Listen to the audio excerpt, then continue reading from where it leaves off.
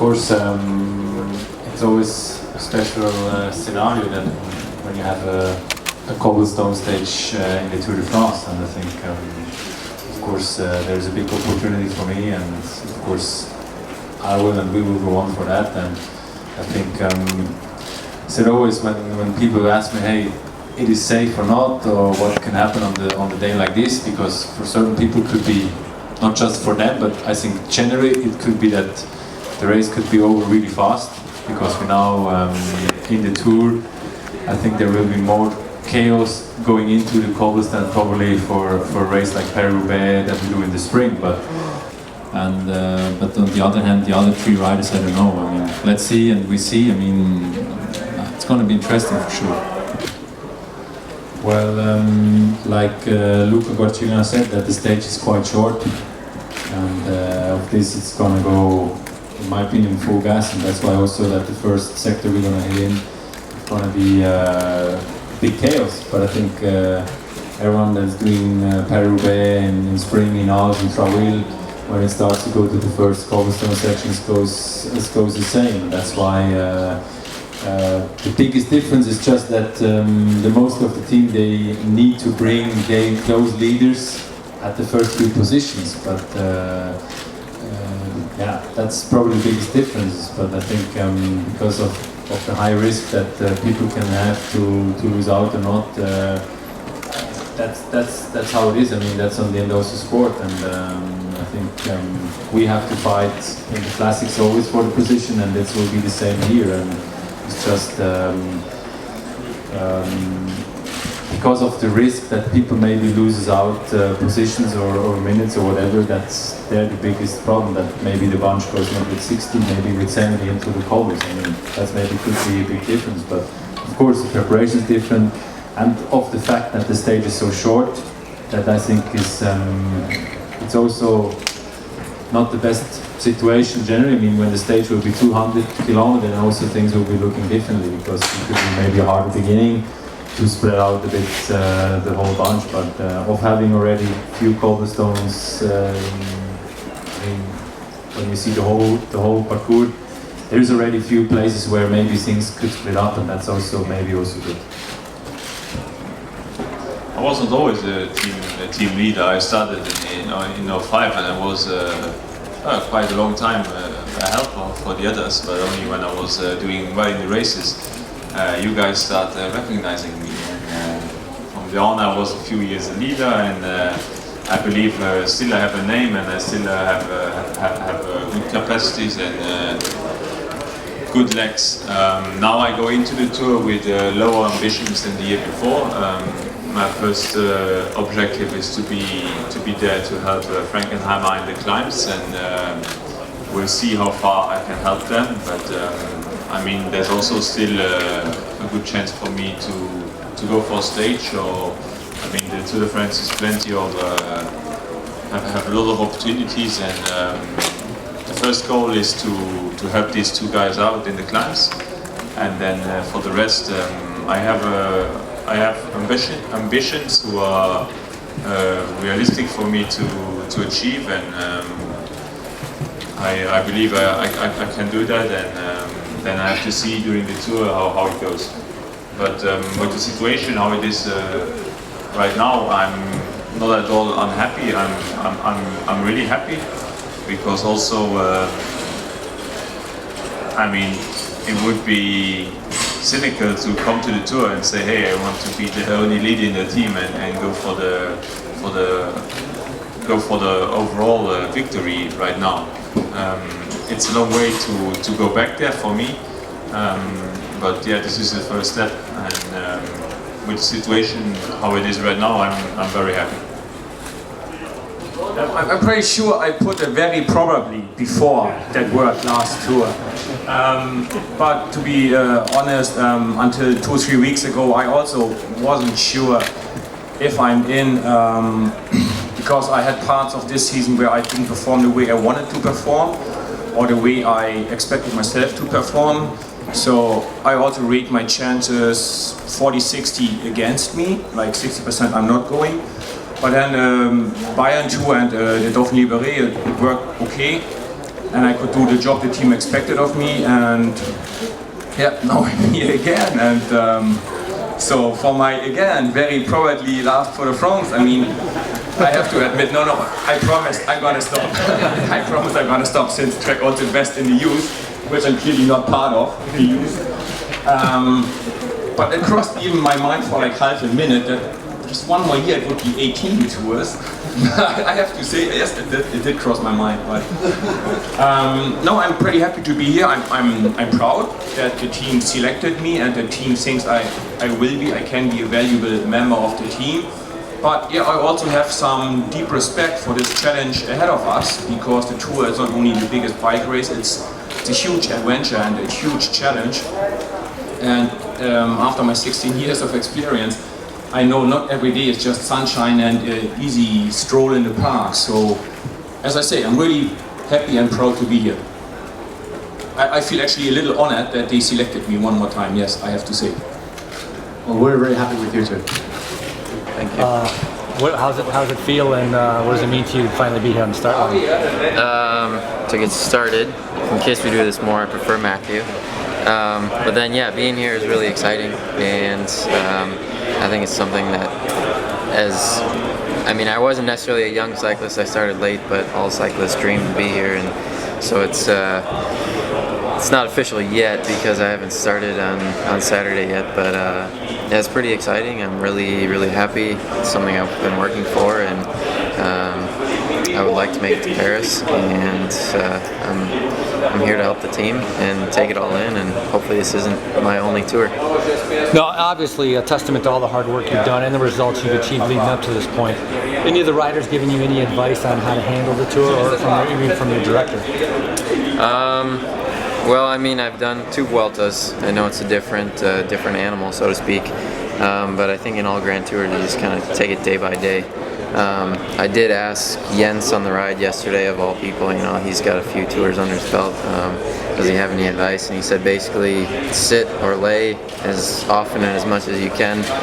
Save every bit of energy, especially in the first week, because every bit of energy you save there is worth twice as much in the 3rd week. So I'll take that advice to heart, and I obviously have quite a few Grand Tour veterans around me, so I'm gonna pick their brains a little bit and see what things I can pick up. But some of it might just be trial and error for me, and hopefully I'll learn over the course of a few more of these what's good, what's bad, and yeah, it's just going to be an adventure. I'm excited to take it on and see what happens. It'll be a big adventure. You have good form leading into the start of the tour. Can you tell me a little bit about personal objectives? Yeah, I had a small setback with the tendonitis at Tour of Swiss, but that's all good now, and if anything, that just helped me be a little bit fresher mentally and physically, and yeah, I feel good.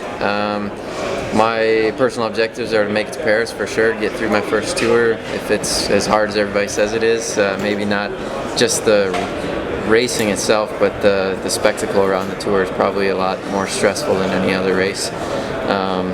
And yeah, I just want to help Frank and Aymar do the best GC they can do, and then for me, if I have some personal opportunities, go in a breakaway, try and steal a stage, do something for myself, that's definitely something I'm going to try and take advantage of. All right, well, good luck. Thanks a lot. Thanks. Great, we'll go one last quick question. Yes. So, on a different note, how did you find out that you were doing the tour? How did you get notified? I had a missed call from Kim. He's my team director, personal director on the team. We seem to always miss communications because I have different phones and different numbers and stuff, but I'm not sure if I saw on Twitter first that it was official or if I had called him like just a few seconds before, but that was the official notification, one of those two, late at night. I was still in Basel treating my tendonitis. But I also, I knew I was on the long list for most of the season, and all indications were that things were on track. So, yeah, I think I had a pretty good indication, but not until it was finalized. It was nerve-wracking. And what do you think the proper way is to notify somebody they're either on the tour team or not? You know, in this day and age, I don't know what's proper. I don't know what it was in Jens's first tour. Maybe it was by handwritten note. Yeah, handwritten mail letter. You got to start like a week before, and the guy strap it to a pigeon or something. I don't know, but. In this day and age, everything is technology, so and social media. So you know, maybe they make a little bit of a game for, as Trek did. You saw on Twitter, they made a little game of it. So maybe that's fun for them, and it's fun for the fans and stuff. So maybe that's the way things got to go these days. All right, thanks. Yeah. Ouais, oui, ça, et puis tu vois.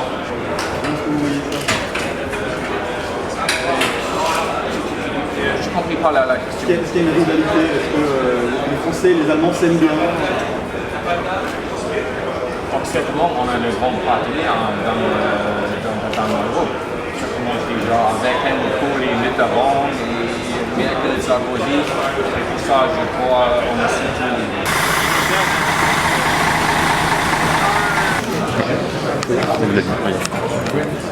TJ, now that we're here at the start of the tour, all eyes are on you. How has it been for you leading up to the tour with dealing with the pressure, but also finding your fitness?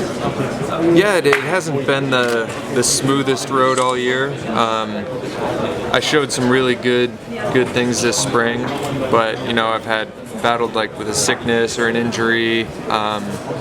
But I was always able to come back and have some strong results. So it's been challenging, but I'm happy with where I'm at, and I think you know, everything this season has led me into a good place starting here.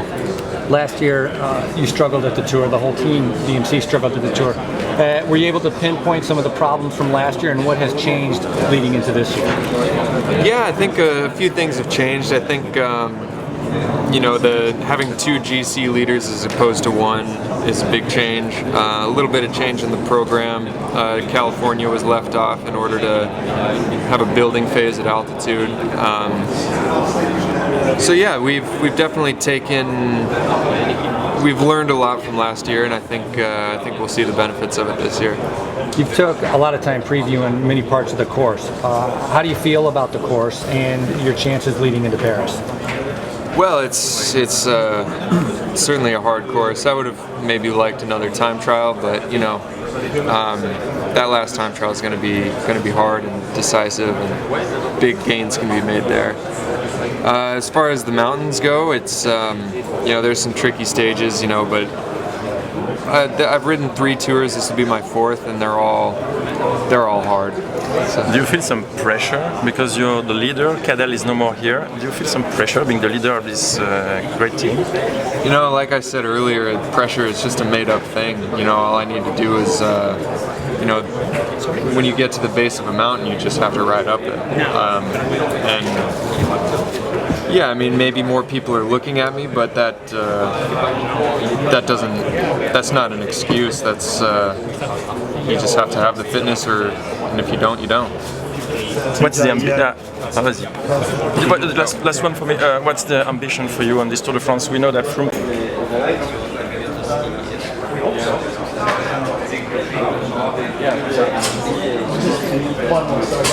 I've gotten the results I have, where I am today, why we're here at the tour, talking about, you know, racing with Chris Froome and Alberto Contador, and actually being up there. You know, the belief this team has placed in me. So, you know, while it's very nice to have interest from other people, it was a very, very simple decision for me as far as what was best for myself long term, and yeah, I'm very happy here, and I'm happy that I can call this my home for another 2 years. Well, I can't really talk specifics on that, but I wouldn't sign a contract with Andrew if I didn't know that the situation was in a good place. You know, we did a trip to recon the cobbles earlier this year.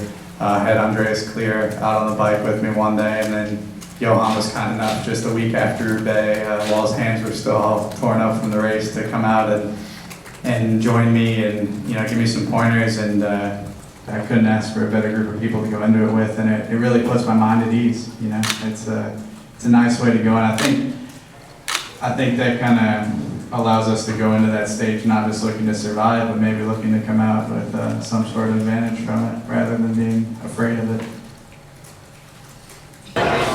How long ago did you find out you were coming to the tour, and then how were you notified? Charlie gave me a call a week or so ago, a week and change. Let me know. I said, how are you feeling, son? I said, Charlie, I feel good, man. It's good. We're doing the Tour de France. All right, let's do this. Give me my chance. Yeah, all right. Put me in, coach. Let's do this. Andrew and I, we work really well together. In 2010, Alex and I were on the U.S. national team for the Tour de l'Avenir. And Andrew placed second there to Nairo Quintana. So on a lot of the same roads, actually, we're going to be racing in the Tour de France. So it's kind of surreal coming to the real actual Tour de France with those guys as teammates. And it's a real honor for the faith that Team Garmin Trucks put in me this season. And I'm very excited, nervous, motivated. You know, in my mind, I look at it a little bit the same way I did last year. I mean, the overall goal is to improve on last year's result. Last year coming in, I said if everything went perfectly, I could end up in the top 10. This year, I would say if everything went perfectly, you know, I have the physical ability to end up in the top 5. A lot has to go into that, but I think from a purely physical standpoint, I believe I can be around there, you know, but obviously we're just overall goal is to improve on last year. And whether that's, you know, whether it's just 9th or whether it's 8th or whether it's 5th or better, then we're going to have to see. What do you think of at the moments before you start the race? In the moment before start, we're looking at my team and we think we've got a great team here, and we'd like to go out and be successful. I mean, there definitely is an increased pressure element. Coming back as defending champion, given that we're starting on home soil, we've got huge crowds out here, but I think it's all very, very warm, positive. The first few days in Corsica were by far the worst, especially the days straight afterwards, because I didn't even really know what was wrong. The next year, I'm thinking, it means so much to every bike rider, and I didn't want to just give up straight away.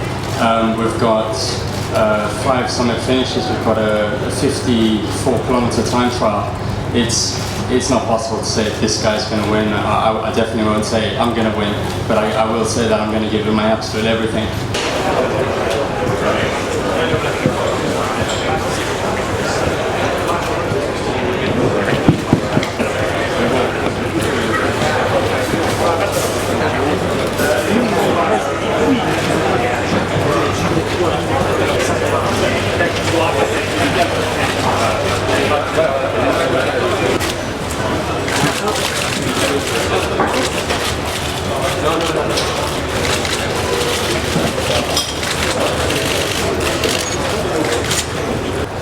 Un tour al cual llevo con unos buenos resultados desde el principio de temporada y creo que es un buen momento de forma.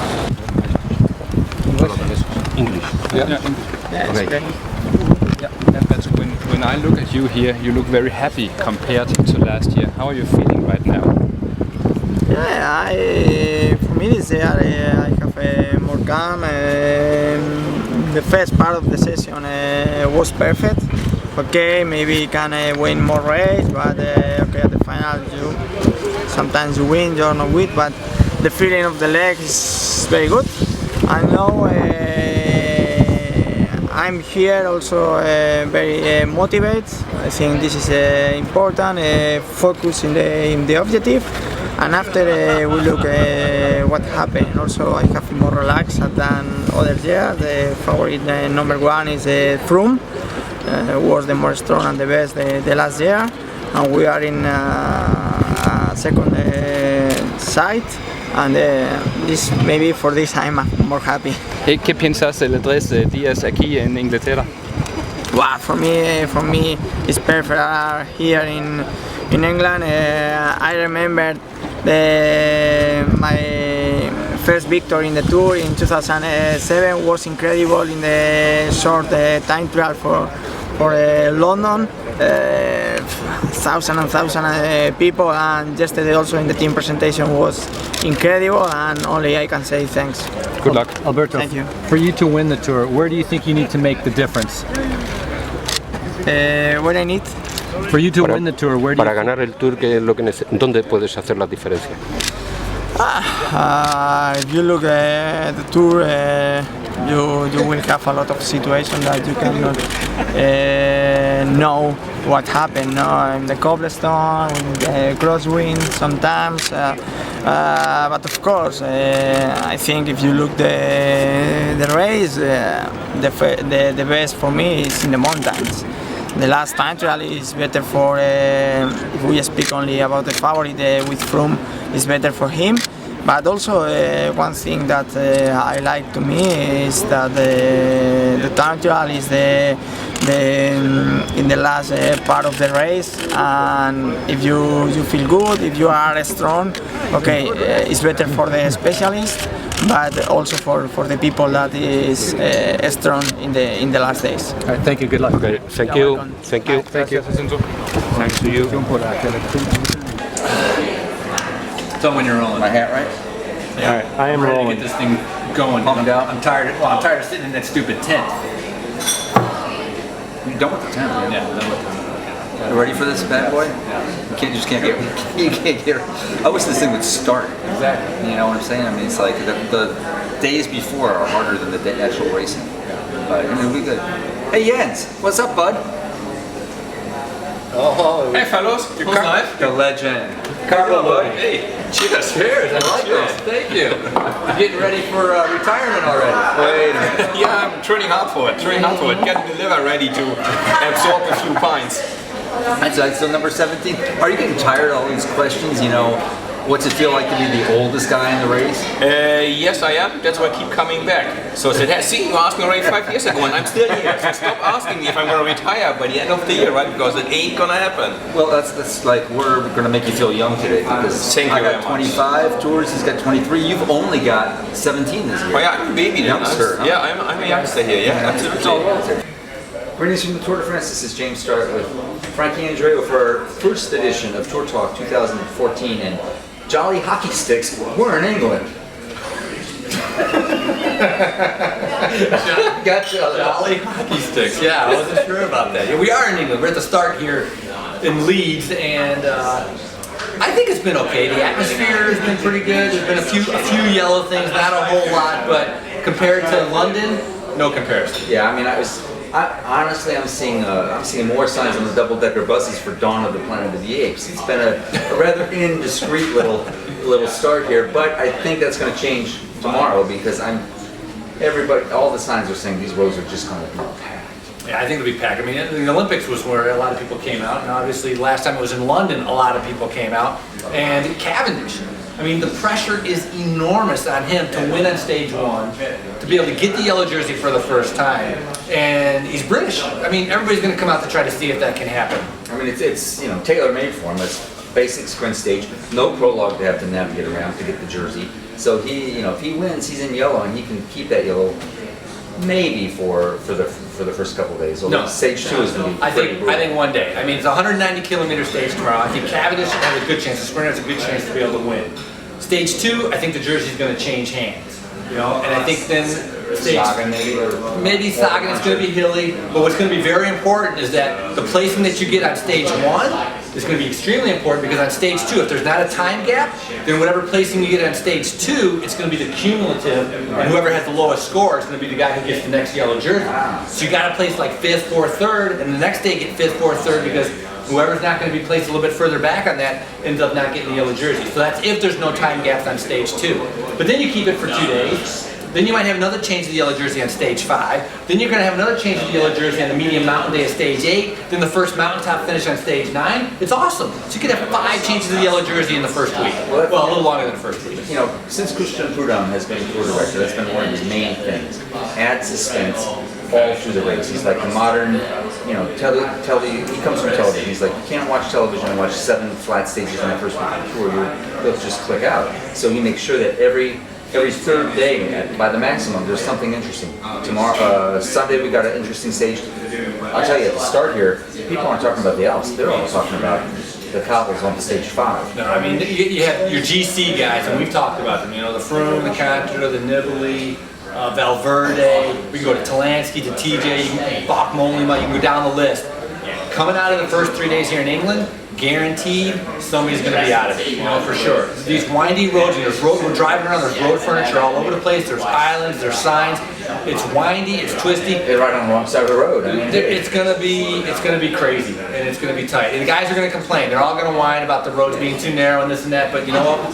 Every generation before this had to put up with this. They all know what's coming up. They all know about it, and it's going to be extremely tough trying to yell at all the riders to stay in the front because it's just not possible. I guarantee it's going to be a little bit destructive. I mean, you remember the start of the tour in 1996 in Spergonbach, Holland. You were still racing. Remember those roads? I crashed on day one. 5, 6 deep on each side. Lance was bitching about it to me. Lots of road furniture there too. Yeah, but it's going to be epic. It definitely is going to be epic.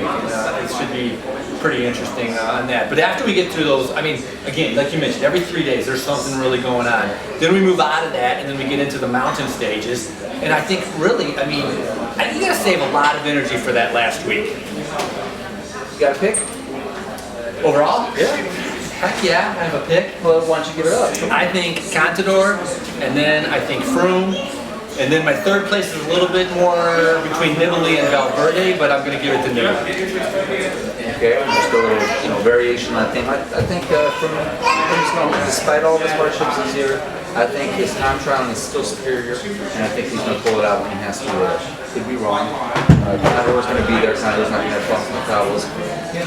I'm also not going to count out little Mr. Andrew Talansky. I like that kid. That kid has a head on his shoulders. He's afraid of nobody, save maybe Froome and Contador. I think he's definitely top 5, and if you're top 5, you're not too far from the podium. So you got first and second with Froome, and I can't argue with you. Froome is a better time trialist, but coming in the third week at the end, 54 kilometers, I think Contador can kind of limit that. Sure. But I think Contador overall is a better bike racer, and I think that's what's going to come into play on these early roads in England, the cobbles, and some of the races after that with the big descents, and take advantage of maybe Froome not being exactly the best bike handler. So you got Froome, Contador. Who's your third? Well, what the hell? I'll go out on them. I like Andrew. I'll take Andrew Talansky being the revelation of the tour. And if I come through on that, you can come back and show this clip again at the end of the race. I would love for Andrew Talansky to be third on the tour. This is going to be a fantastic tour. I think I'm super excited for it to get going, and just because there's so much action just right in the beginning and right at the end, and so I think for us, we're going to be entertained from the start to the finish. That does it. Jolly hockey sticks. Let's get to tomorrow. You don't know that one, huh? No, I never heard that. You haven't spent enough time in the British prep schools. No, I don't even want to know what that means. Well, I guess you won't then.